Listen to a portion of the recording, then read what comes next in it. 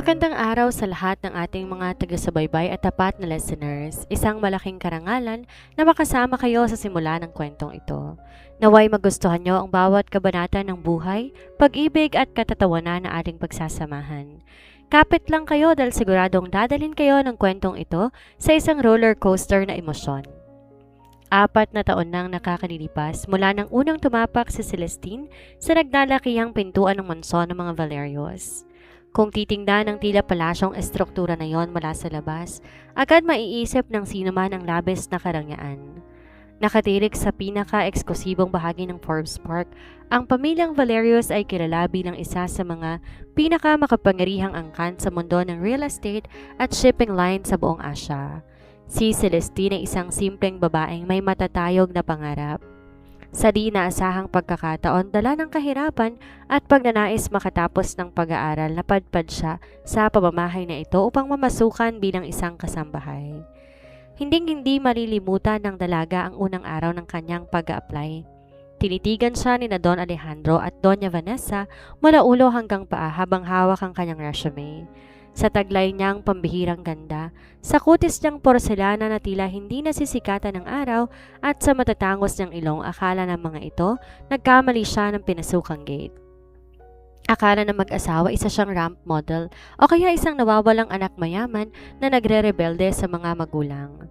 Ngunit pinatunayan ni Celestina seryoso siya sa kanyang layunin. 3 lang ang amo sa loob ng mansyon ng mga panahong iyon. Si Don Alejandro, ang istriktong padre de pamilya. Si Doña Vanessa, ang eleganteng may bahay.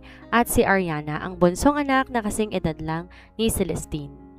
Dahil sa likas na kabaitan at pagiging kwela ni Celestine, di nagtagal nahulog ang loob ng pamilya niya sa kanya. Hindi siya tinuring na iba. Sa katunayan, naging matalik silang magkakaibigan ni Ariana. Sabay silang tumatawa, nagbabahagihan ng mga sikreto pagkatapos ng mga gawaing bahay at madalas pa siyang tulungan nito sa kanyang mga gawain. Si Celestine kilala sa mansyon bilang isang masiyahin at masipag na babae. Palabiruto at laging nagdadala ng liwanag sa kusina, ngunit kapag ang mga sitwasyon nangangailangan ng seryosong atensyon, nagbabago ang kanyang aura, nagiging nakakatakot, kumagalit. Ang kombinasyong to ng personalidad ang labis na kinaliwan ng mga Valerios. Dahil dito, binigyan siya ng mag-asawa ng isang buong scholarship sa isang prestiyosong universidad kung saan din nag-aaral si Ariana. Ilang buwan na lang, gagraduate na si Celestine sa kursong Business Administration bilang isang working scholar. Ngunit sa likod ng perpektong pamilyang to, may isang miyembro ang nananatiling misteryo para kay Celestine. Ito ang panganay na anak na lalaki, si Archival Valerios. Ang tanging alam ng dalaga na sa ibang bansa ito nagtapos ng pag-aaral. Doon na rin namuhay at doon pinatatakbo ang international branch ng kanilang kumpanya. Sa buong mansyon, walang kahit isang larawan ng binatang nakasabit. Ang tanging makikita sa naglalakihang pader ay wedding picture ng mag-asawa at nagtataasang solo portraits ni Ariana. Ayon kay Ariana, labis daw ang galit ni Archival sa mga photoshoot ng bata pa ito, kaya naman walang kahit anong display ng kanyang mukha. Para kay Celestine, si Archival ay isang pangalang walang mukha, isang misteryong nakatago sa ibang bansa. Isang umaga, ang dating tahimik na mansyon biglang naging magulo at abala. Halos magkandara pa ang mga kasambahay habang maririnig ang sunod-sunod na utos ng kanilang mayordoma na si Aling Goring. Bilisan ninyo! Siguraduhin walang kahit isang butil ng alabok sa chandelier. Ang mga kortina sa itaas, palitan nyo ng bago. Sigaw ni Aling Goring, hawak ang isang mahabang checklist. Uuwi na si Archival, pansamantalang maninirahan sa Pilipinas upang asikasuhin ang main branch ng kanilang negosyo. Kitang-kitang pananabik sa mata ni na Don Alejandro at Doña Vanessa dahil 7 taon din nilang di nakasama ang anak. Si Ariana naman pabalik-balik sa kwarto ng kanyang kuya upang siguraduhin na perpekto bawat detalye ng silid nito. Ayon sa anunsyo ng pamilya, bukas ng gabi pa ang opisyal na pagdating ng binata, kung saan isang marangyang welcome dinner ang gaganapin para sa malalapit na kaibigan ng pamilya. Kasalukuyang nasa malawak na sala si Celestine, may hawak na feather duster at nakasuot ng kanyang simpleng uniforme, isang asul na bestida na may puting apron. Nakatali ang mahabang buhok sa magulong pusod, may kaunting pawis na namumuod sa kanyang noo dahil sa pagod. Habang seryosong pinupunasan ng isang antigong florera, narinig niya ang marahang pagbuka ng malaking pinto ng mansyon. Inakala niya si Ariana lang to o kaya si Doña Vanessa kaya't hindi niya agad nilingon. Ngunit nang makaramdam siya ng kakaiba at mabigat na presensya, dahan-dahan siyang humarap upang tingnan kung sinong pumasok. Bahagyang napasinghap si Celestine na napatigil sa kanyang ginagawa. Isang matangkad at napakagwapong lalaki ang nakatayo sa may pintuan. Ang buhok tila sinadyang guluhin, ngunit bumagay sa matangos itong ilong at matatalas na panga. Ang mga mata kulay abo, tila malalim ang iniisip habang nakatitig diretso sa dalaga. Ang nakapagtataka, nakasuot lang to ng isang simpleng puting t-shirt, pantalong maong at puting sneakers. Sa kabila ng pagiging simple ng kasuotan, umaapaw ang aura ng karangyaan at kakisigan sa buong katawan nito. At ang pinaka hindi inaasahan ni Celestine, may hawak tong isang napakalaking bouquet ng pulang mga rosas. Nakatitig lang ang lalaki kay Celestine, walang kibo, parang sinusuri bawat anggulo ng mukha ng dalaga. Mabilis na nag-isip si Celestine, isang delivery boy, konklusyon niya sa kanyang sarili. Sa isip ng dalaga, marahil in-order to ng Don para sa kanyang asawa bilang bahagi ng paghahanda o kaya para sa silid ng binatang darating bukas. Ngunit nagtaka siya kung bakit walang dalang motor, resibo o kahit anong ID ang lalaki at kung bakit napakagwapo nito para sa isang ordinaryong tagahatid ng bulaklak. Lumapit si Celestine sa kanya nang may malawak na ngiti, hawak pa rin ang feather duster. Naku kuya, ang aga naman ng delivery niyo para sa bulaklak. Masiglang panimula ng dalaga habang tinitingnan na naglalakihang mga rosas. Para kay Doña Vanessa ba yan? O baka naman kay Ma'am Ariana? Kala ko nga bukas pang dating ng florist eh. Di sumagot ang lalaki. Bahagyang kumunot ang makapal nitong kilay. Tila nagtataka at naaaliw sa naging reaksyon ng dalaga. Kuya, huwag ka nang mahiya. Pagpapatuloy ni Celestine habang marahang kinukuha ang bouquet mula sa kamay ng lalaki. Bahagya pa siyang nabigatan sa laki noon. Salamat dito ha, pero nasan pala yung resibo? Pipirmahan ko ba o kailangan mo ng tip? Kaso wala akong dalang bariya ngayon eh, pwede mong mamaya na lang? O kaya hanapin mo si Aling Goring doon sa kusina? Tinitigan siya ng lalaki ng mas malalim. At isang kislap ng amusement ang dumaan sa mga kulay abo nitong mata. Bumuka ang labi nito, akmang magpapakilala sana. I am Celestine. Celestine, halika rito sa kusina at tulungan mo ko sa mga gagamiting pilak na kubyertos. Malakas sa sigaw ni Aling Goring mula sa kabilang bahagi ng mansyon. Nataranta si Celestine. Alam niya kapag si Aling Goring na ang sumigaw, walang puwang ang pagkabalam. Ay kuya, tinatawag ako ng dragon, iwan mo na lang yan dito ha. Ako na bahala mag-isa sa florera. Diretsahin mo lang yung daan, papuntang kusina sa kaliwa kung gusto mong kumuha ng tubig o kaya maghanap ng tip kay Aling Goring. Sige, salamat ulit ha, kuya delivery boy. Gwapo mo sana kaya lang masyado kang matipid sa salita. Mabilis at sunod-sunod na sabi ni Celestine bago mabilis tumakbo patungong kusina, bitbit ang mga bulaklak. Di na nilingon pa ng dalaga ang lalaki kaya hindi niya nakita ang unti-unting pagsilay na isang nakakalokong ngiti sa labi nito habang nakatanaw sa kanyang pag-alis. Kinabukasan ng gabi ang buong mansyon nagningning sa labis na karangyaan. Ang malalaking chandelier tila nagsasayaw sa liwanag at ang musikang klasikal marahang umaalingaw-ngaw sa bawat sulok ng bulwagan. Ang mga bisita nagsisidatingan na, nakasuot ng mga mamahaling tuxedo at nagniningning ng mga gown. Nakatayo si Celestine sa isang gilid, suot ang mas formal na bersyon ng kanyang uniforme. Hawak ang isang tray na may mga baso ng champagne. Habang nagsisilbi, pabalik-balik ang kanyang tingin sa paligid. Hinahanap niya kung nasa ng sikat na binatang amo na siyang dahilan ng engranding selebrasyon. Gusto rin niyang makita kung gaano ba talaga katotoo ang mga kwento ni Ariana tungkol sa kakisigan ng kanyang kuya. Nang bigla tumunog ang isang baso, hudyat na magsasalita si Don Alejandro sa gitna ng engranding hagdanan. Kasama nito si Doña Vanessa na mukhang reyna at si Ariana na nakangiti ng malawak. Magandang gabi sa inyong lahat, panimula ni Don Alejandro, na nakuhang atensyon ng bawat panauhin. Ipinagmamalaki kong ipakilala sa inyo ang aking panganay na anak na sa wakas ay nagbalik na upang pamunuan ang ating pamilya dito sa Pilipinas. Ladies and gentlemen, my son, Archibald Valerios. Mula sa itaas ng hagdanan, isang lalaki ang dahan-dahang bumaba. Nakasuot to ng isang napakagandang itim na tuxedo na lalong nagpadipina sa malalapad nitong balikat at matikas na tindig. Ang kanyang buhok maayos na nakasuklay pa itaas at ang kanyang mukha seryoso ngunit puno ng otoridad. Na makita ni Celestine ang mukha ng binata, parang huminto ang ikot ng mundo niya. Ang tray na hawak niya bahagyang nayanig at mabuti na lamang mahigpit ang kapit niya rito, kung hindi ay nagkabasag-basag na ang mamahaling baso sa sahig. Siya ang sigaw ng isip ng dalaga. Ang lalaking nasa hagdanan, ang pinagkakaguluhan ng lahat, ang nag-iisang tagapagmana ng mga Valerios ay walang iba kung hindi ang kuya delivery boy kahapon na binigyan niya ng utos, hininga ng resibo at sinabihan niya ng matipid na salita ngunit gwapo. Naalala bigla ni Celestine ang nabanggit ni Ariana kagabi na maaga pa lang dumating si Archibald para isorpresa ang pamilya at bumili pa to ng mga bulaklak para sa kanyang ina.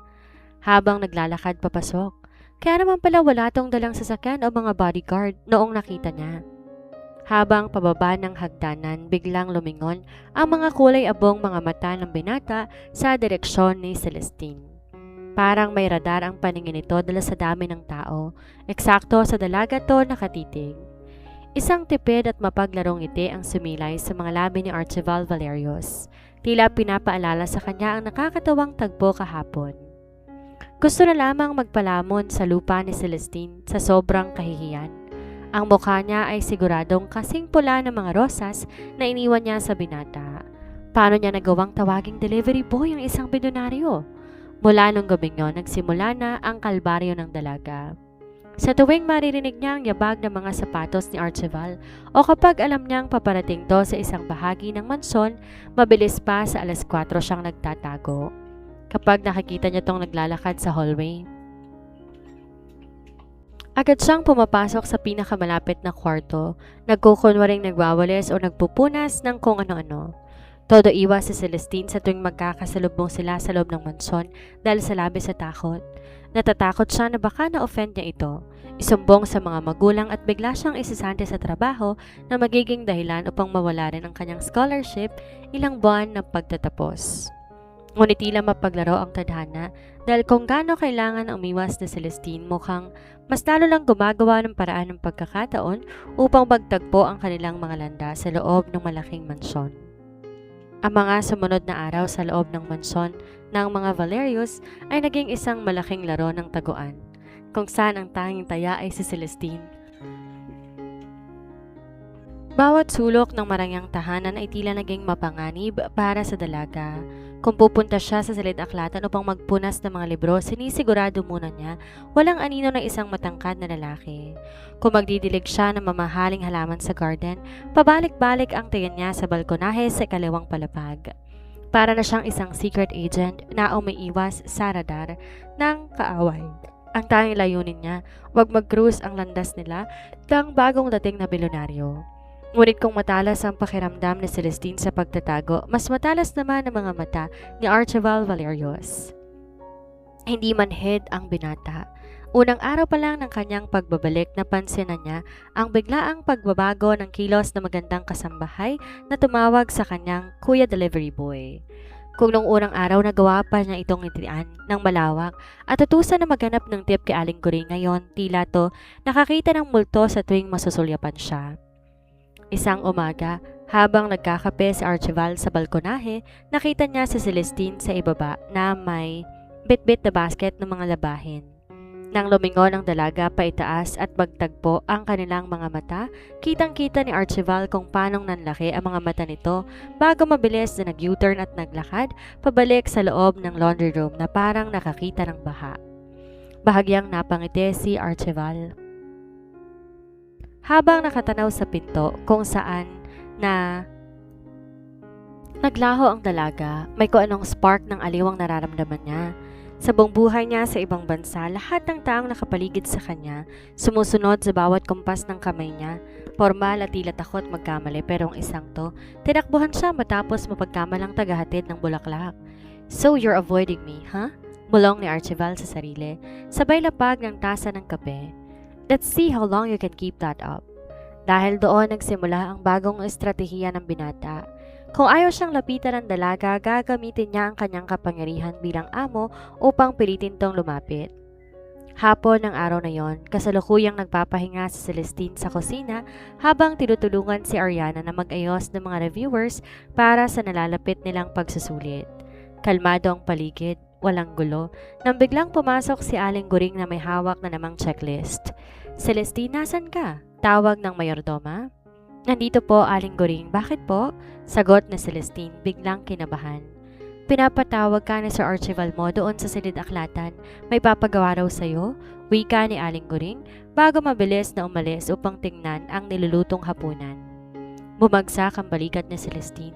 Napatingin siya kay Ariana na ngayoy pigil ang tawa habang nakatitig sa kanyang reaksyon. "Good luck, Celestine. Baka naman isisante ka na dahil tinawag mo siyang delivery boy." Biro ni Ariana na alam na ang buong kwento. "Huwag ka nga manakot, Ariana. Kinakabahan na nga ako eh," bulong ni Celestine habang marahang tumatayo. Kinuha niya ang kanyang feather duster bilang panangga at naglakad tungo sa silid-aklata na parang ihahatid sa firing squad. Kumatok siya ng 3 beses bago marahang binuksan ang pinto. "Sir Archibald? Pinapatawag niyo raw po ako?"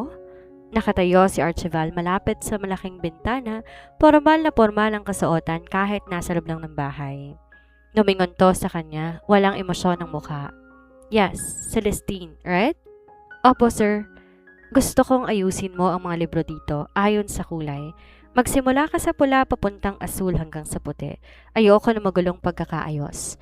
Seryosong utos ng binata habang nakapamulsa. "Ha?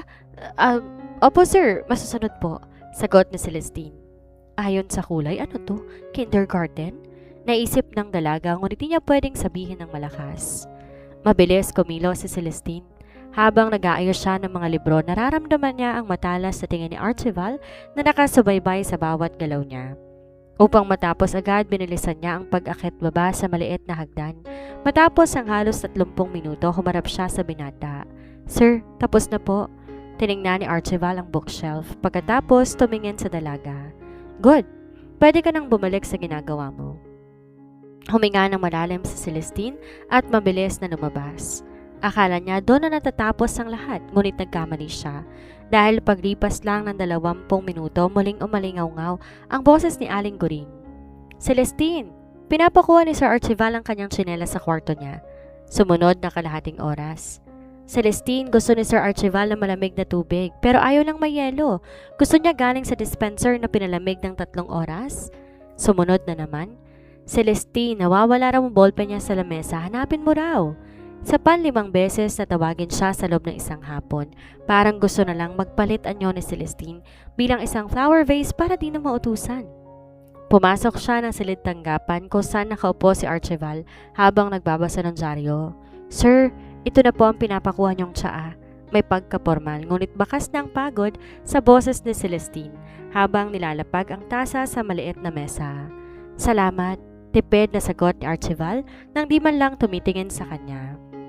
Pagkatapos parang may naaalala to.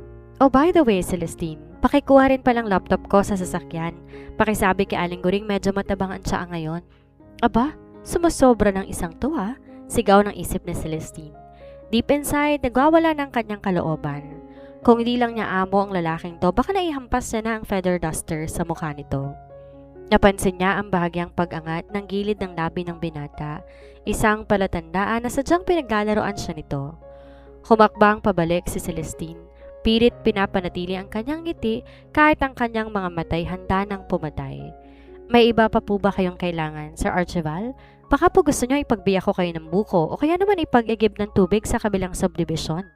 Napatigil si Archibald sa pagbabasa.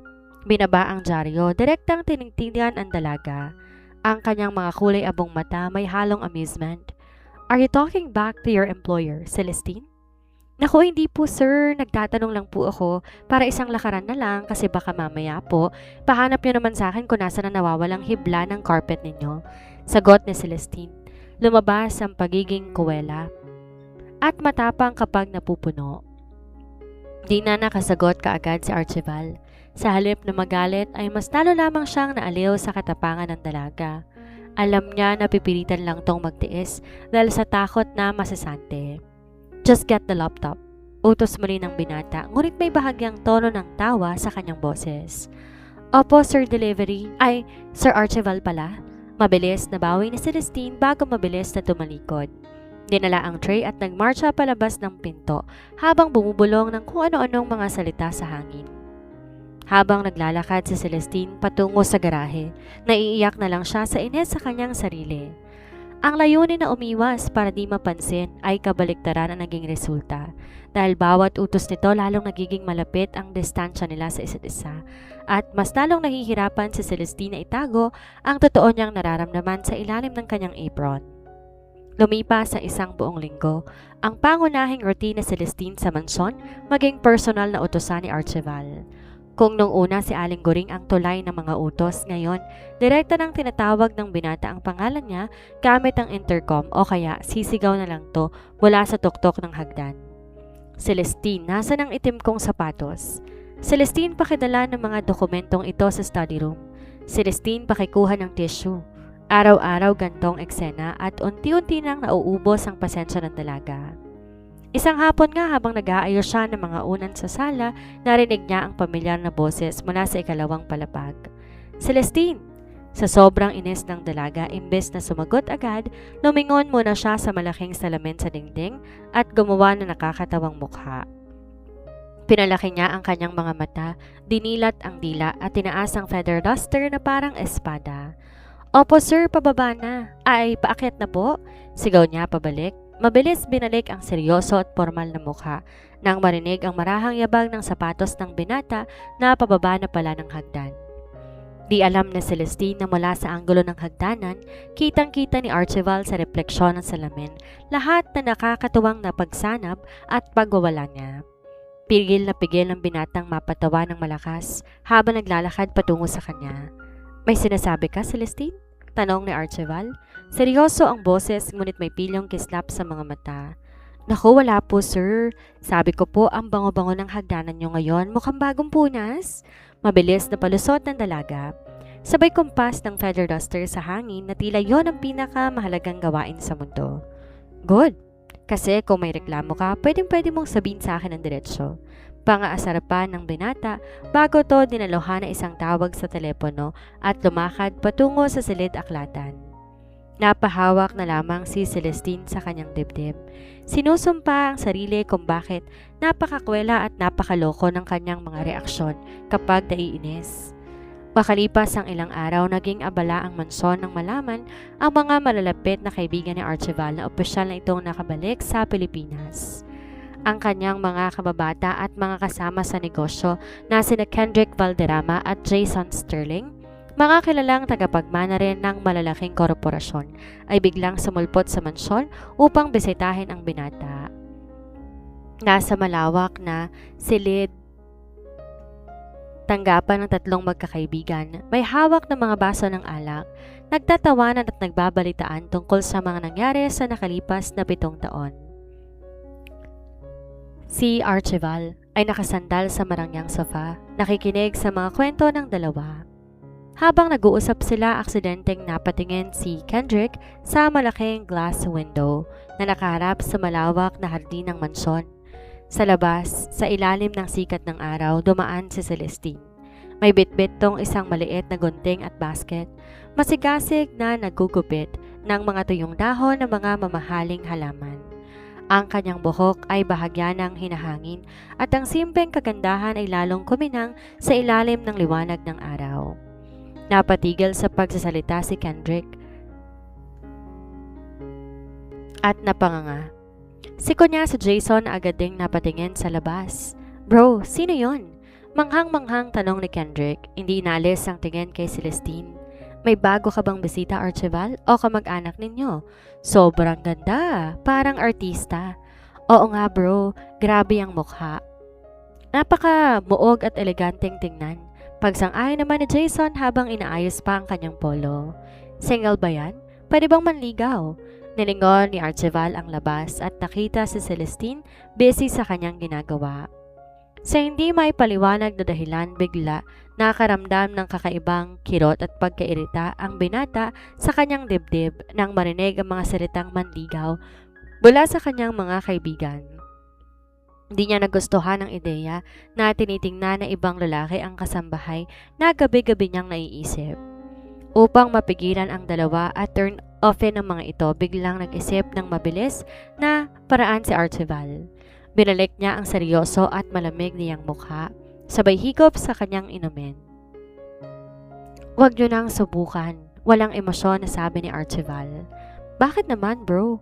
May boyfriend ka ba?" tanong ni Kendrick. "Hindi," sagot ni Archibald sabay baba ng baso. Nagkunwari siyang may lungkot sa kanyang boses. Ang totoo niyan, hindi siya nakapagsalita at hindi pa rin siya nakakarinig. Pipi at bingi siya mula pa nung bata. Napatigil sina Kendrick at Jason. Biglang nakaramdam ng panghihinayang at habag. "Hala, talaga ba? Sayang naman, napakaganda pa naman niya." Malungkot na wika ni Kendrick. "Pero bilib ako sa pamilya niyo ha. Binibigyan niyo pa rin ng pagkakataon ang mga may kapansanan na magtrabaho dito." Nakahinga ng maluwag si Archibald. Akala niya tapos na ang problema at matatahimik na ang dalawa. Ngunit hindi niya inaasahan ang sumunod na senaryo. Sakto pagkatapos ng kanilang pag-uusap, bumukas ang pinto ng silid tanggapan. Pumasok si Celestine na may dalang malaking tray na naglalaman ng mga baked mac at sariwang juice para sa mga bisita. Formal siyang lumapit sa mesa habang maingat na nilalapag ang mga pagkain. Nakahanda na sina Kendrick at Jason na gumamit ng sign language o kaya naman ngumiti na lang ng tipid bilang respeto sa akala nilang kapansanan ng dalaga. Habang inilalapag ang huling baso ng juice, napansin ni Celestine na kulang na isang platito ang dala niya. Lumingon siya sa tatlong lalaki, partikular kay Archibald at natural na umimik. "Sir Archibald, pasensya na po.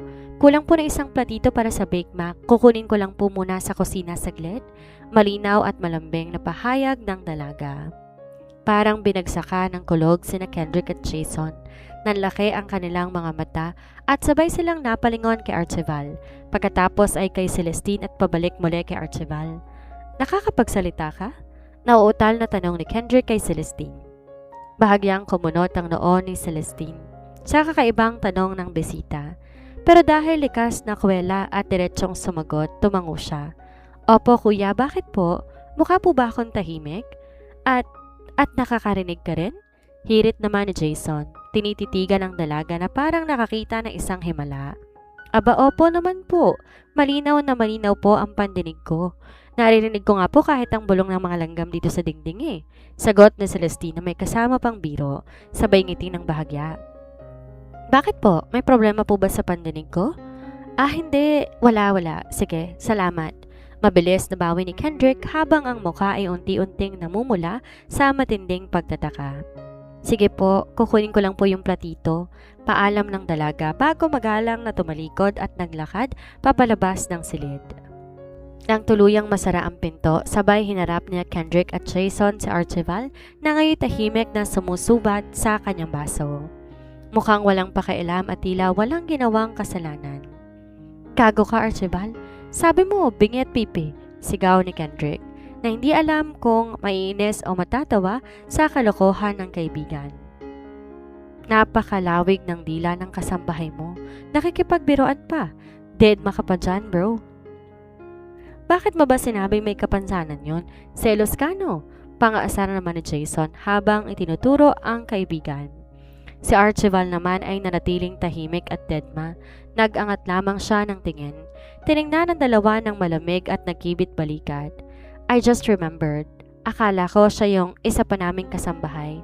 Isang napakababaw na palusot na hinding-hindi paniniwalaan ng kanyang mga kaibigan. Ngunit sapat na upang mapagtanto ni Archibald sa kanyang sarili na ang emosyon ay hindi niya kayang kontrolin.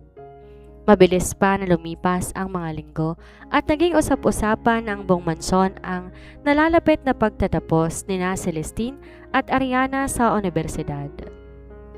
Isang malaking karangalan para sa pamilya ang makitang magkasabay na akit sa entablado ang kanilang bunsong anak at ang tinuring nila na kapamilyang working scholar. Dahil dito naisipan ni na Don Alejandro at Doña Vanessa na mag-organisa ng isang engrandeng bakasyon sa isang sikat at marangyang private resort sa isla ng Amanpulo. Tinuturing tong isang early graduation gift para sa dalawang dalaga. Ngunit higit sa lahat, ito rin na magsisilbing huling pamilyang bakasyon kasama si Celestine bago ang nakatakdang paglipad ni Ariana patungong London pagkatapos ng graduation upang doon naman ipagpatuloy ang kanilang master's degree. Dahil doon alam ng lahat na hindi na sila magkakaroon pa ng oras para magdiwang pa sa mga susunod na buwan. Masaya si Celestine para sa kanilang dalawa ni Ariana. Ngunit sa kabila ng ngiti, may kung anong bigat sa kanyang dibdib. Lalo na nang sumapit ang araw ng kanilang pag-alis at malamang hindi nila kasabay si Archibald sa flight patungong isla. May mahalagang business meeting pa raw na kailangan daluhan ng binata sa Maynila. Habang nasa loob ng pribadong eroplano, nakatingin lang si Celestine sa bintana, di mapigilang makaramdam ng matinding disappointment. Doon niya napagtantong isang katotohanan na matagal niya nang tinatanggi sa kanyang sarili. Nahuhulog na siya kay Archibald Valerios.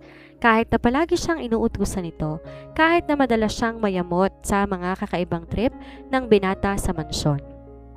Hindi noon nahadlangan ang unti-unting pagsibol ng kanyang pagkagusto rito.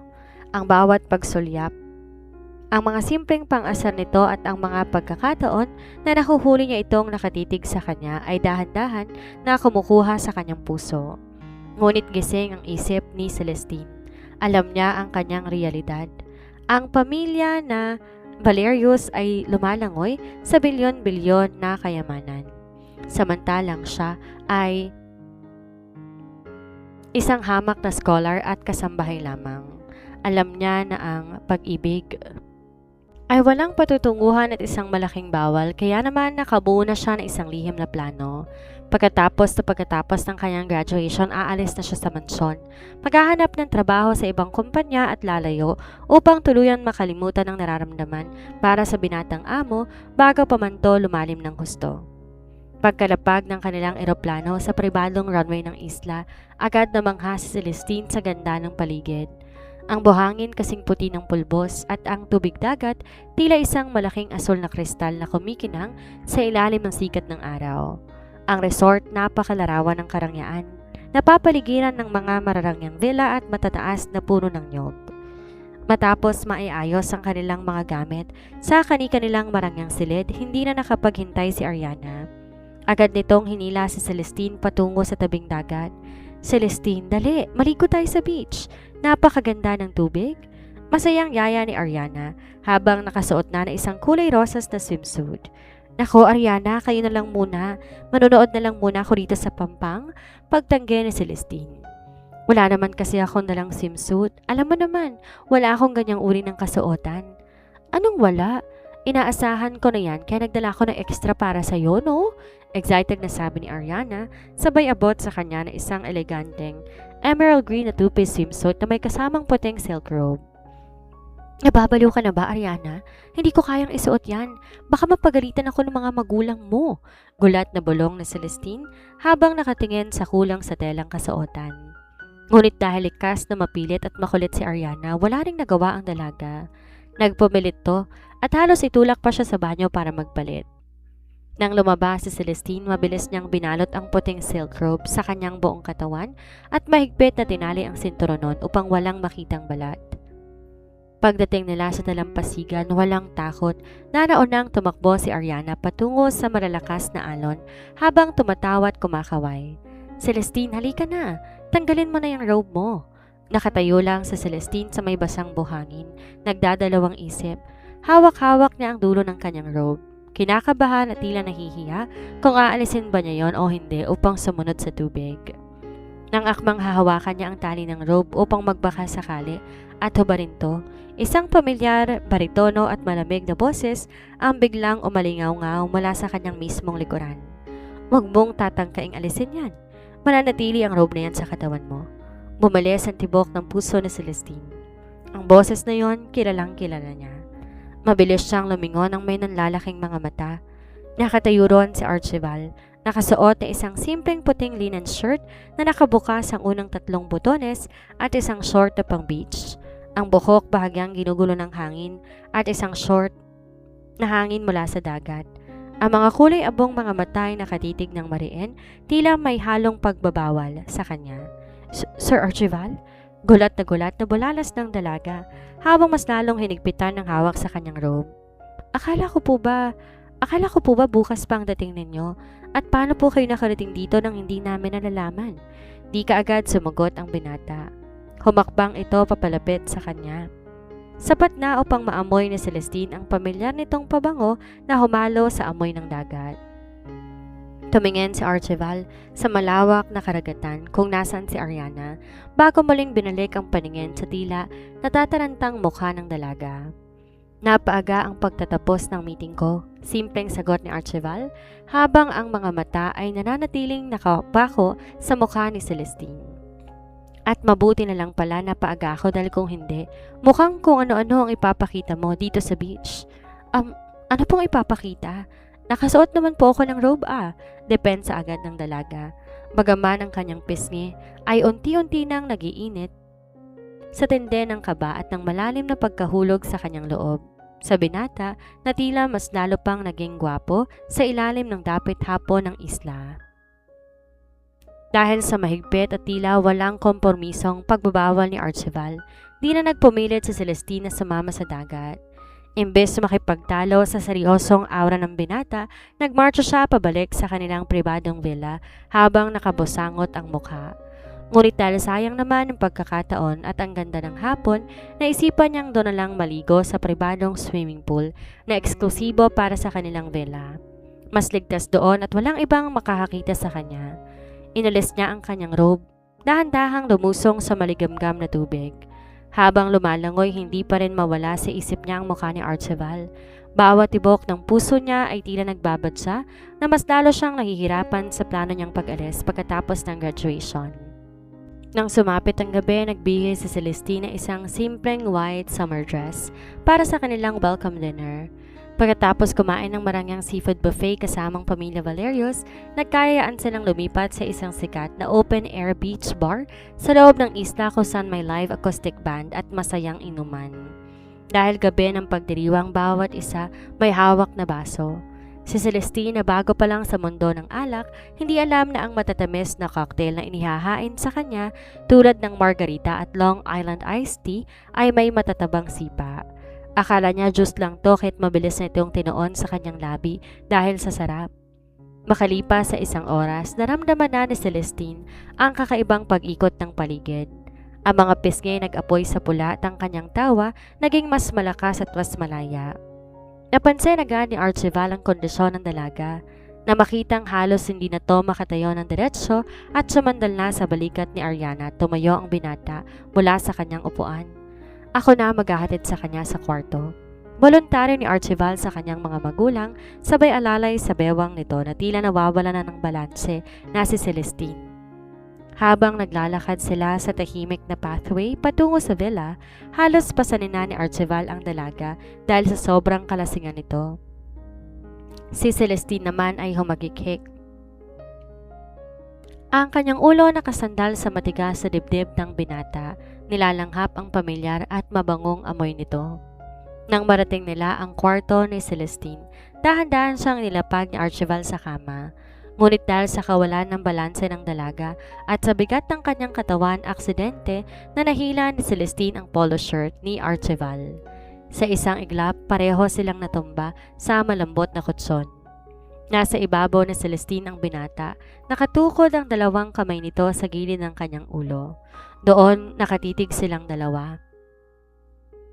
Ang ingay ng alon sa labas at ang init ng gabi ay tila nakisama sa biglaang pagtahimik ng paligid.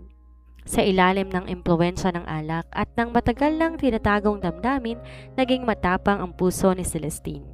Tiningnan niya ang perpektong mukha ni Archibald, ang mga kulay abo nitong mga mata na ngayon ay may kakaibang dilim ng pagnanasa.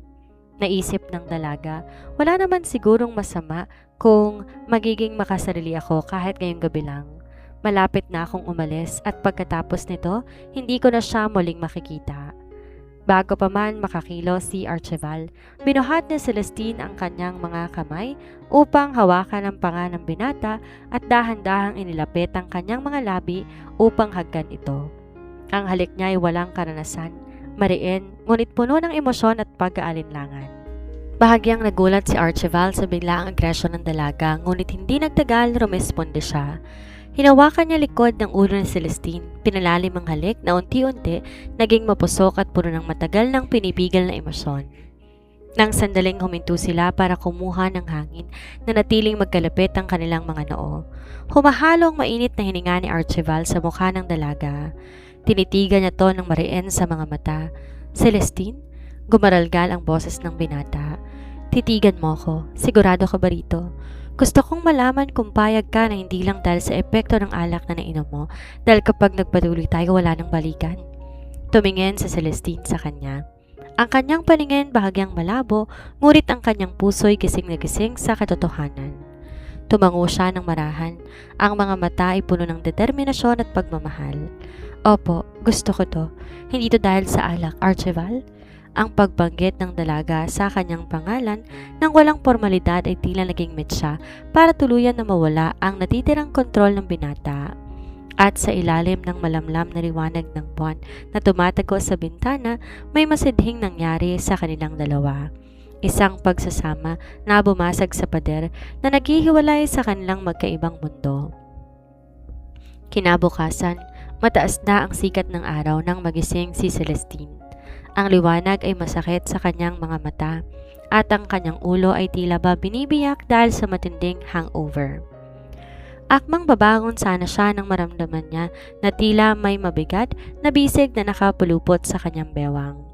Mahigpit siyang hinahatak pabalik sa malambot na unan. Paglingon niya sa kanyang gilid, halos mapatid ang kanyang hininga nang makita ang natutulog at walang kasuotang itaas na bahagi ng katawan ni Archibald. Ang mukha nito ay kalmado. Ang ilang hibla ng buhok ay nakalagay sa noo nito. Sa isang segundo, nagbalik sa manson ni Celestine ang lahat ng nangyari kagabi. Ang mga halik, ang mga bulong at ang desisyong ginawa niya. Mabilis siyang nakaramdam ng takot at pag-aalala. Agad niyang pinuwersa ang sarili na kumawala sa mahigpit na yakap ng binata. Dahil sa biglaang paggalaw ng dalaga na alimpungatan si Archibald, bagyang bumukas ang kanyang mga kulay abong mata, puyat ngunit may malambot na tingin. Sa halip bitawan ng dalaga, muli nitong inabot ang braso ni Celestine at buong lakas na hinila to pabalik sa kanyang dibdib upang ipagpatuloy ang tulog. "Sandali lang, maaga pa. Matulog ka pa muna rito," bulong ng binata. Ang boses ay paos at malalim mula sa pagkagising. "Sir Archibald, bitawan niyo ako." Natatarantang piglas ni Celestine habang pilit tinutulak ang matigas itong dibdib. "Hindi na po pwede, tanghali na. Baka po hinahanap na kayo ni na Don Alejandro at Ariana sa labas. Kapag nakita nila kayo nandito sa kwarto ko, anong sasabihin ko?" Kumunot ang noo ni Archibald. Halatang hindi nagustuhan ang pagbabalik ng formalidad sa tawag ng dalaga sa kanya.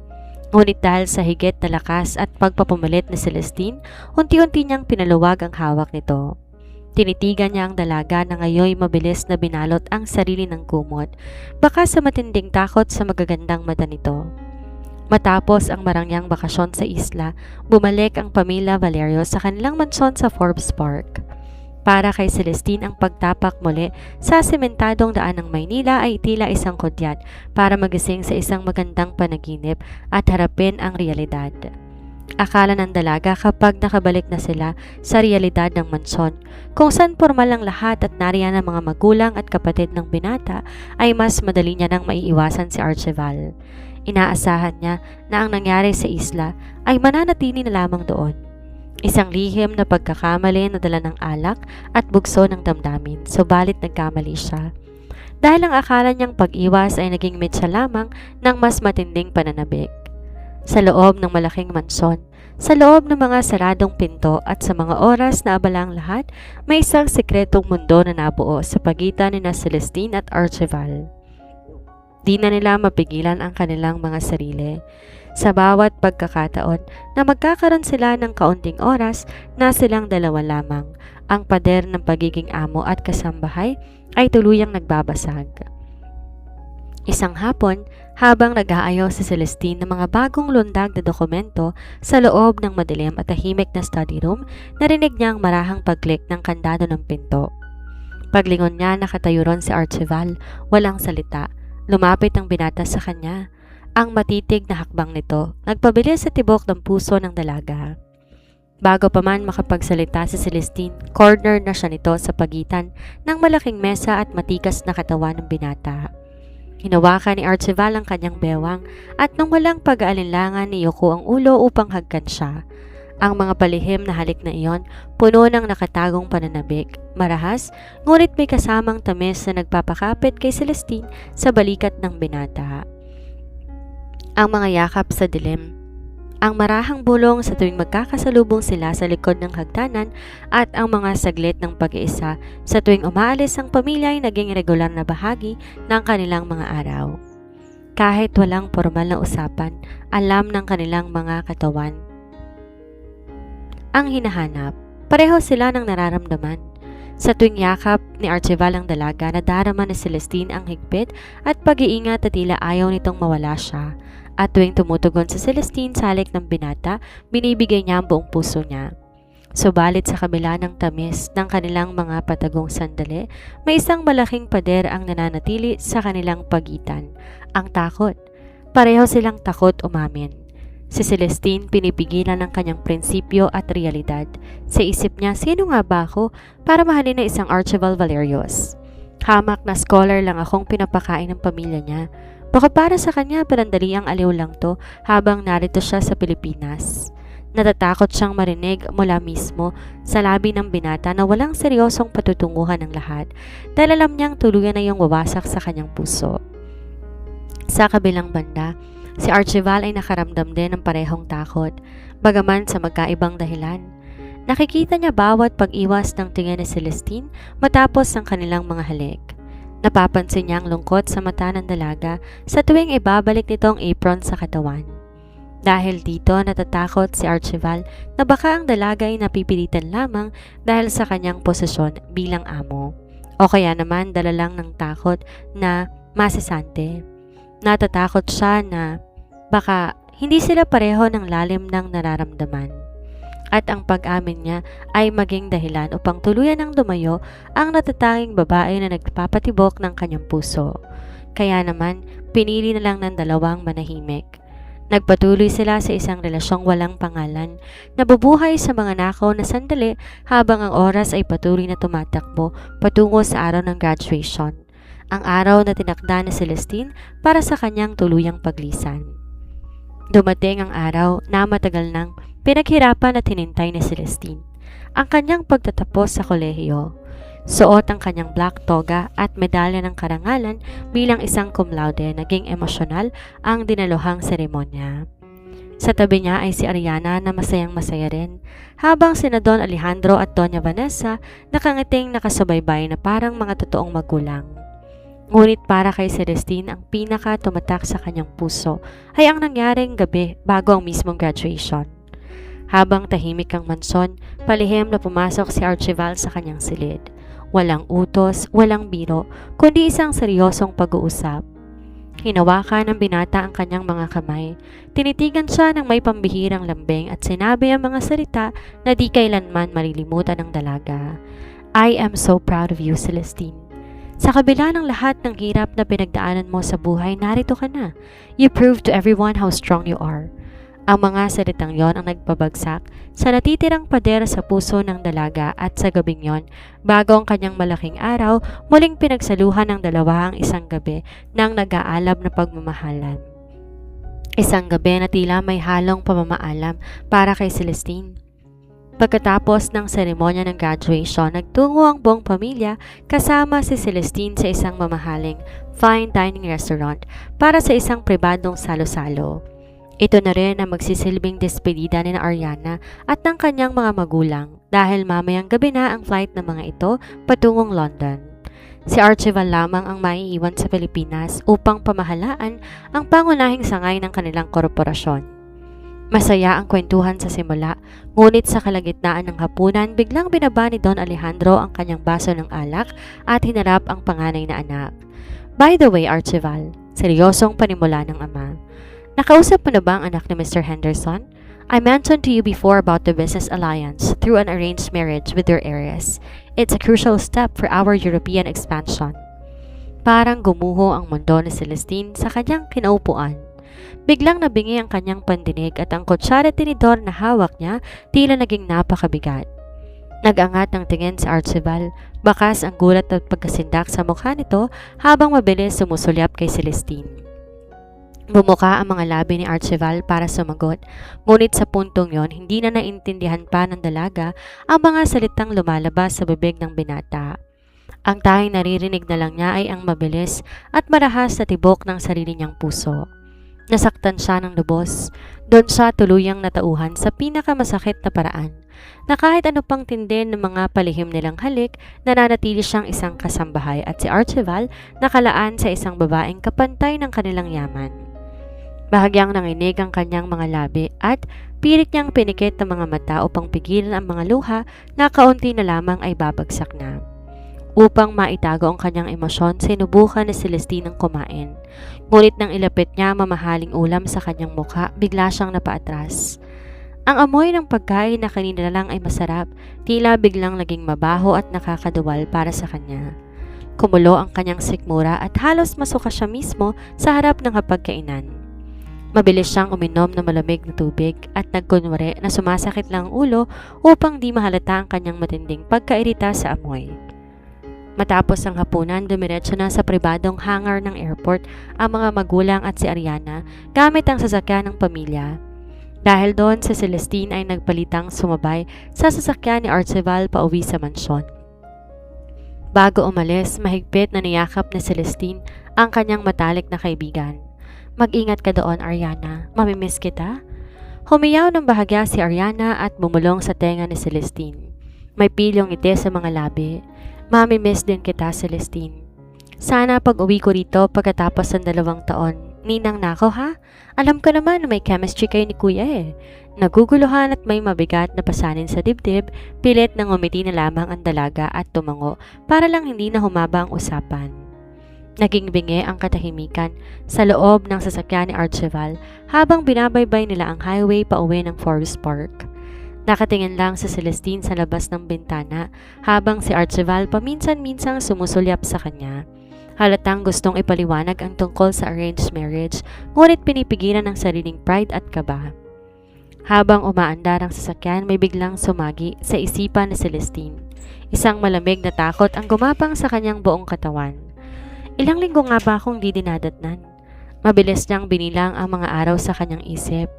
Dahil abala sa graduation at sa mga patagong tagpo nila ni Archibald, tuloy niyang nalimutan na lagpas 1 buwan na siyang huli sa kanyang buwanang dalaw.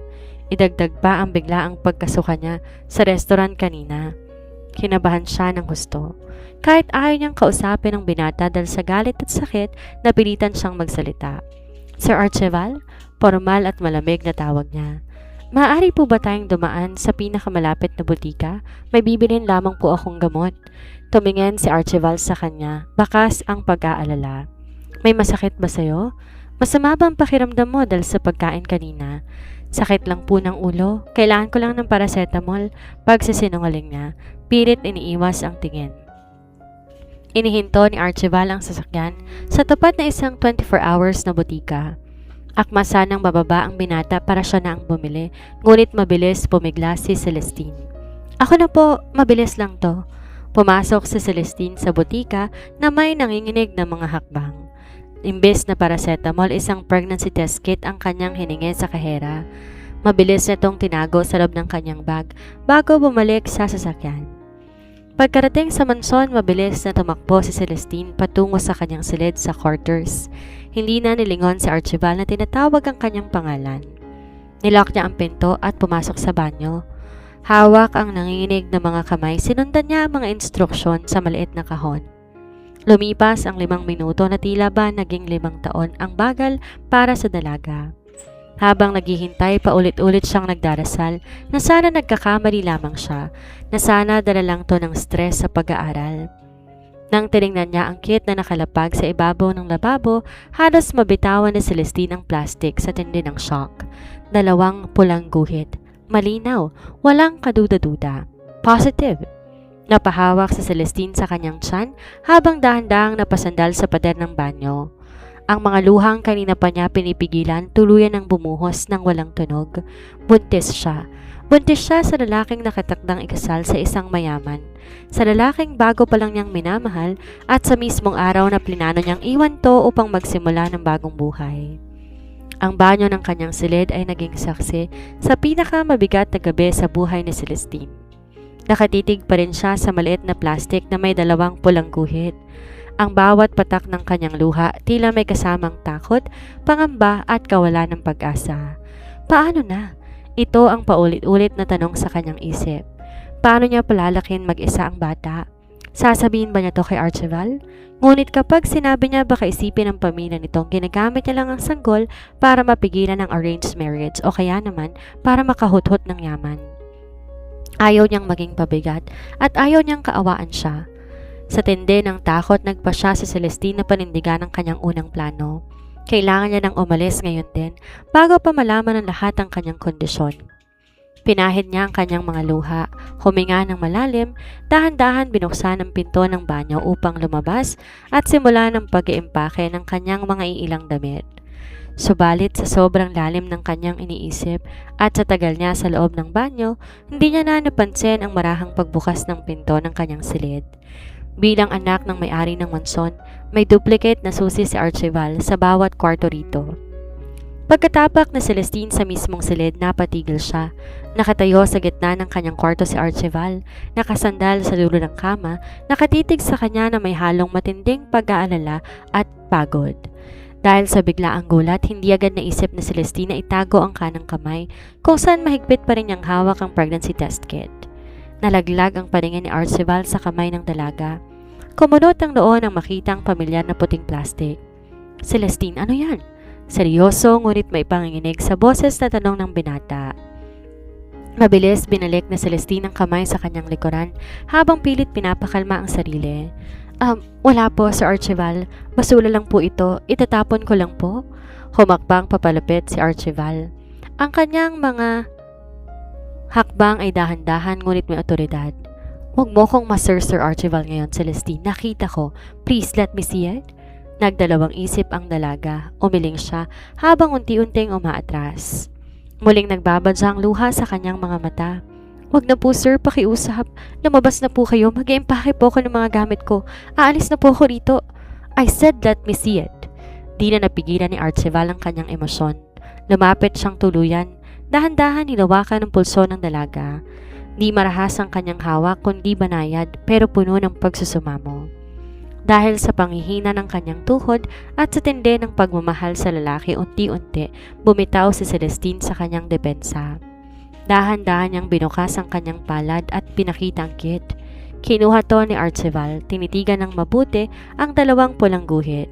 Walang salitang lumabas sa bibig ng binata sa loob ng ilang segundo na tila ba huminto ang ikot ng mundo. Nanatili siyang nakatitig doon habang si Celeste nakayoko, naghahanda na sa anumang pagbabatikos o pagtatanggi na maaari niyang marinig. Ngunit nagulat ang dalaga na makarinig siya ng isang singhot. Pag-angat ng tingin ng laki ang kanyang mga mata. Si Archibald, ang kilalang matigas, seryoso at walang emosyong bilyonaryo ay umiiyak. Ang mga luha nito ay malayang tumutulo mula sa kulay abong mga mata habang nakatitig pa rin sa kit. Archibald? Nauutal na tawag ni Celestine. Sa unang pagkakataon, tinawag niya to sa pangalan ng walang takot. Biglang binitawan ni Archibald ang kit sa ibabaw ng mesa at buong lakas na niyanig ng yakap ang dalaga. Sinubsob ng binata ang kanyang mukha sa leeg ni Celestine habang humihikbi. Thank you, Celestine, bulong ng binata. Ang boses ay basag na basag sa sobrang emosyon. I am so happy, sobrang saya ko. Magiging ama na ako sa babaeng pinakamamahal ko. Napatulala si Celestine sa narinig. Babaeng pinakamamahal ko? Nilayon ang bahagya ni Archibald ang mukha ng dalaga upang tingnan to ng diretso sa mga mata. Huwag kang aalis, pakiusap. Natatakot ako, Celestine. Akala ko kaya mo lang ako pinagbigyan sa mga nakalipas na linggo dahil amo mo ko. Takot na takot akong umamin sa'yo dahil baka hindi mo ako mahal. Baka napipilitan ka lang pero mahal kita. Sobrang mahal kita, Celestine, higit pa sa buhay ko. Naiyak na rin ng tuluyan si Celestine. Lahat ng pader at takot sa kanyang puso tuluyan ang natunaw. Mahal din kita, Archibald. Kaya ako lang naman gustong umalis kasi natatakot ako. Akala ko laro lang lahat sa'yo. Habang magkayakap sila sa gitna ng silid, unti-unti, nagbalik sa isip ni Celestine ang realidad. Bigla siyang humiwalay sa yakap. Ang mukha ay napalitan ng lungkot at pagtataka. Pero, paano ang arranged marriage na sinasabi ng papa mo kanina sa restaurant? Ipakakasal ka sa anak ng partner ninyo. Malungkot na paalala ng dalaga. Kumunot ang noo ni Archibald. Pagkatapos, biglang sumilay ang isang mahinang tawa sa kanyang mga labi. Di mo ba narinig ang sagot ko kay Papa kanina? Umiling si Celestine. Hindi na, kasi pumatak na yung luha ko at saka nabingi na ako sa sakit. Dahil doon, mas lalong napatawa si Archibald sabay kabig muli sa dalaga para sa isang marahang yakap. You silly girl, kaya pala ganyan ang mukha mo kanina pa. Diretsahan kong tinanggihan si Papa sa harap ng mesa. Talaga? Gulat na tanong ni Celestine. Yes. Sabi ko kay Papa hindi ako magpapakasal sa iba dahil mahal na akong iba dito sa Pilipinas at nang tanungin niya ako kung sino at bakit, sinabi ko ikaw yon. Sinabi ko sa kanila ikaw ang babaeng mahal ko at handa akong bumuo ng pamilya kasama ka. Paliwanag ni Archibald na may kasamang ngiti. Doon ko inamin sa kanila ang totoong relasyon nating dalawa. Anong sabi ng mga magulang mo? Kabado at kinakabahang tanong muli ni Celestine. Inayos ni Archibald ang ilang hebla ng buhok na nakatabing sa mukha ng dalaga. Natuwa sila, Celestine. Sobrang natuwa sila. Ang sabi ni Mama sa wakas daw, natuto ng magmahal ang napakatigas kong puso. At ang sabi ng Papa, hindi sila kailanman namimili kung sino magiging katuwang namin sa buhay basta't may mabuting puso. Kilalang kilala kanila, Celestine. Ilang taon ka nilang kasama rito at alam nila kung gaano ka kabuting tao at kung gaano mo pinaghirapan ang pag-aaral mo. Tanggap na tanggap ka nila? Di makapaniwala si Celestine sa kanyang mga naririnig. Ang akala niyang katapusan ng kanyang mundo ay siya palang simula na isang napakagandang yugto ng kanyang buhay. Lahat ng kanyang hirap, pagtitiis at patagong pagluha napalitan ng walang kapantay na kapanatagan. Muli, nagtagpo ang kanilang mga braso. Mahigpit nagyakapan sa loob ng maliit na silid.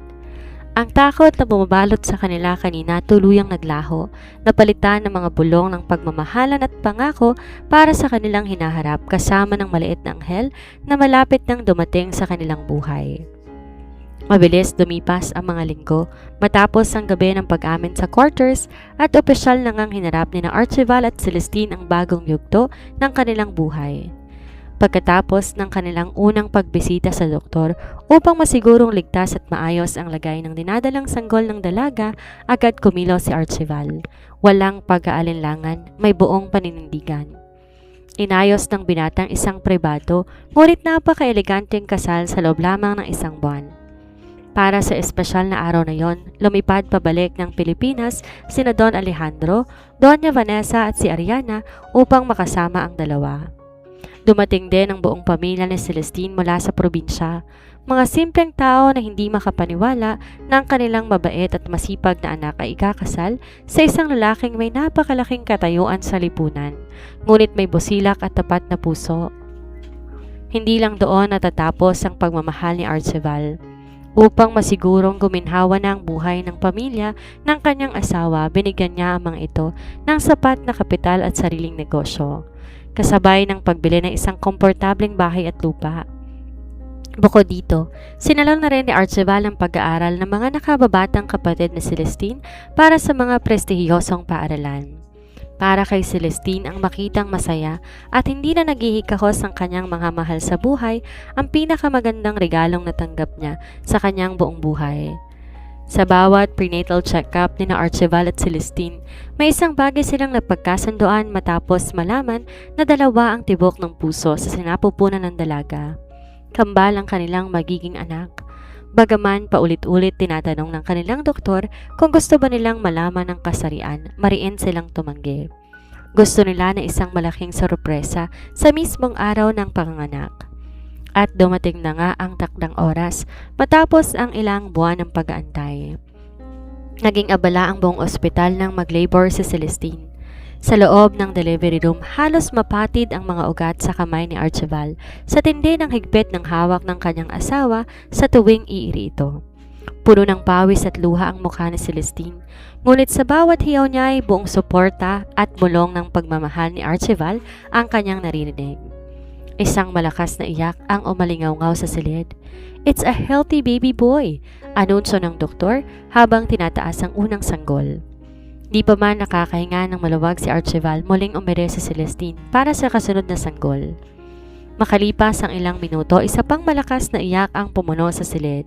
"And it's a beautiful baby girl. Congratulations, Mr. and Mrs. Valerios. You have a fraternal twin." Naiyak ng tuluyan si Archibald habang hinahalikan noon ng kanyang pagod ngunit nakangiting asawa. Isang lalaki at isang babae, ang perpektong regalo na bumasok sa lahat ng karangyaan ng mundo. Sa labas ng silid, nagdiwang ang buong pamilya, Valerios at ang pamilya ni Celestine. Walang pagsidla ng kaligayahan sa pagdating ng mga bagong miyembro ng pamilya. Pinangalanan nilang Archie ang panganay na lalaki at Celestina naman ang bunsong babae. Ang mansyon ng mga Valerio sa dating tahimik at formal, tuluyan ang napuno ng buhay, ingay at kulay. 14 na taon ang mabilis na nagdaan at ang maliliit na sanggol na isinilang sa gitna ng pagmamahalan ay ganap na ring mga teenager na pumasok sa high school. Isang hapon, kasalukuyang nakaupo sina Archibald at Celestine sa malawak na sala habang nagkakape. Si Archibald may hawak pa ring tablet para sa negosyo, samantalang si Celestine naman masayang nagbabasa ng isang libro. Ang kanilang relasyon hindi kumupas, sa halip, mas lalo pang tumamis ang kanilang pagsasama bilang mag-asawa. Biglang bumukas ang malaking pinto ng mansyon ng may kalakasan. "Ma, Pa, pagsabihan niyo nga po si Archie, napakahigpit, parang presong turing sa akin sa school." Sumbong agad na isang magandang dalagang pumasok. Si Celestina ito, isang carbon copy ng kanyang ina nung kabataan nito. May malambot na mukha, mahabang buhok, at mga matang puno ng buhay. Suot pa nito ang kanyang school uniform ngunit nakabusangot ng mukha. Kasunod nitong pumasok ang kakambal na si Archie. Kung titingnan si Archie, tila nakikita ang kabataan ni Archibald. Matangkad, may matatalas na kulay abong mata at may natural na otoridad sa bawat galaw. Hawak-hawak nito ang backpack ng kanyang kapatid habang madilim ang mukha. Kasunod nitong pumasok ang kanyang kakambal na si Archie. "I am not being strict, Celestina. Binabantayan lang kita." Malamig at seryosong sagot ni Archie, saktong-sakto sa tono ng boses ng kanyang ama, 14 na taon na ang nakalilipas. "Anong binabantayan? Kulang na lang lagyan mo ng GPS yung sapatos ko eh. Pati yung mga klase ko nagtatanong lang tungkol sa project natin sa science, pinatitingin mo na sa mga bodyguard natin na para mga banta sa pambansang seguridad." Ines na reklamo na Celestina, sabay bagsak ng sarili sa sofa sa tabi ng kanyang ina. Nabitawan ni Archibald ang kanyang tablet, bahagyang nagtaas ng kilay. Tumingin si Celestine sa kanyang anak na lalaki, pinipigil ang matawa. "Archie, anong nangyari?" Tanong na Celestine na may pilong itis sa mga labi. Humarap si Archie sa kanyang mga magulang, tuwid ang tayo at nakapamulsa. "Ma, Pa, paano kasi? Halos buong football team pati yung mga taga-ibang section umaaligid sa kanya kanina sa hallway. May mga hawak na tsokolate at liham, nakakairitang tingnan. Ang sabi ko sa kanila bago sila makalapit sa kakambal ko, dumaan muna sila sa akin at sa mga background check ng kumpanya natin." Nang narinig yun ng Archibald at Celestine, biglang nagkatitigan ang mag-asawa. Isang pamilyar na alaala ang biglang nagbalik sa kanilang mga isip. Ang eksena sa silid tanggapan noon kung saan sinabi ni Archibald sa kanyang mga kaibigan na bingi at pepe si Celestine para lang hindi to ligawan ng iba. Di na napigilan pa ni Celestine ang kanyang sarili. Napahawak siya sa kanyang tiyan, humagalpak ng tawa ng napakalakas, dahilan upang magtaka ang kambal.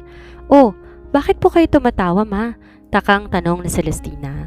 "Wala, anak," wika ni Celestine habang pinapahid ang luha sa kanyang mga mata dahil sa katatawa. Lumingon siya sa kanyang asawa. "Naisip ko lang, kitang-kita mo talaga kung kanino nagmana ang anak mo, Archibald. Walang pinagkaiba sa tatay niya nung araw. Kung ano-anong batas din ang ginagawa para lang walang makalapit sa akin." Bahagyang napangiti si Archibald. Binalot ng init ang kanyang puso habang tinititigan ang kanyang pamilya. Tumayo siya, lumapit kay Celestine. Marahan tong inakbayan ng asawa bago lumingon sa kanyang anak na lalaki. "You did a great job, son." Seryoso ngunit may biro sa kanyang boses na pahayag ni Archibald kay Archie. "Protect your sister. Pero wag mo naman sasabihing bingi at pipe ha? Medyo masyadong gasgas na ang linyang yon." "Pa!" Sabay na reaksyon ng kambal, bagaman di nila naintindihan ang buong kwento, nahawa na rin sila sa saya ng kanilang mga magulang. Sa hapong yon, sa loob ng marangyang mansyon ng mga Valerios, nagpatuloy ang asaran, tawanan, at ang walang katapusang kwento ng isang pamilya na nagsimula sa isang maliit na pagkakamali. Lumago sa mga palihim na sandali at ngayon, naging isang ganap at napakagandang katotohanan ng totoong pag-ibig. Marami sa atin makakarelate sa takot na umamin sa taong gusto natin dahil sa isiping baka hindi tayo sapat o dahil magkaiba ang ating mundo. Ngunit pinapaalala ng kwentong to na ang tunay na pag-ibig hindi nakabase sa yaman o estado sa buhay kundi sa tapang na panindigan ng nararamdaman. Ang pagmamahal hindi nangangailangan ng perpektong simula, kailangan lang ng dalawang pusong tapat, handang sumubok sa kabila ng takot at marunong magpanatili ng saya at asaran sa kabila ng mga pagsubok. Maraming salamat sa pagsama sa kwento ni na Archibald at Celestine. Mula sa taguan ng nararamdaman hanggang sa pagbuo ng masayang pamilya kasama ng kanilang kambal. Napatunayang ang tadhana ay laging may paraan para sa dalawang pusong nakalaan sa isa't isa. Hanggang sa muling pakikinig, salamat po.